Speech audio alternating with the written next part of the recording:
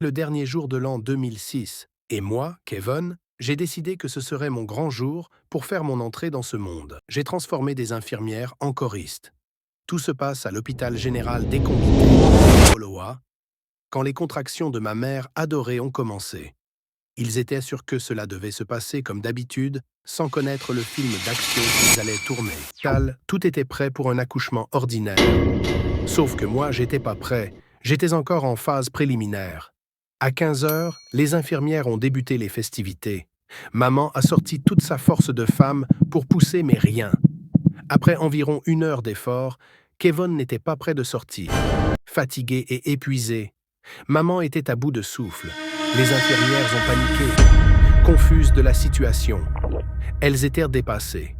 Pendant ce temps, dans les coulisses et couloirs de l'hôpital, la famille qui perd patience, ne comprenant pas pourquoi, depuis il n'y a pas des pleurs d'un nouveau-né, mais un calme effrayant. Hier, dans les Wanda, c'est alors qu'une idée traversa l'esprit d'une infirmière.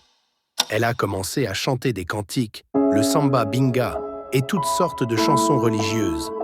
C'est comme ça que les deux autres ont entamé avec le répondant. Incroyable. Le pavillon de maternité s'est transformé en une église réveillée. On se croirait au quartier Mbanga vers 18 heures. Ma famille était bouche bée. Ensuite, les gars ont enchaîné avec les prières. Après 1 heure de chant, toute transpirante avec une Bible en main, l'infirmière en chef dit à la mater « Ma chérie, le tour-ci, c'est le dernier tour. Tu vas pousser de toutes tes forces. » Ma mère à chaque nerf. Étant dans le ventre, je pouvais entendre comment les infirmières animaient. Ensuite, elles ont crié « Pousse !» La pression que j'ai reçue dans le ventre, je suis sorti une fois.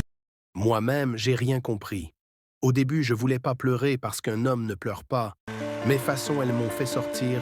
J'ai pas eu le temps de m'habiller et finir de manger mon jazz. Mais heureusement que j'ai débranché leur joie. C'est ainsi que Kevin Diamond est né. Un enfant pain poulet d'abord, avec les yeux bleus et les lèvres roses. Et toi, c'était comment ta naissance? Dis-le en commentaire, parce que moi, j'ai quand même transformé des infirmières en choristes.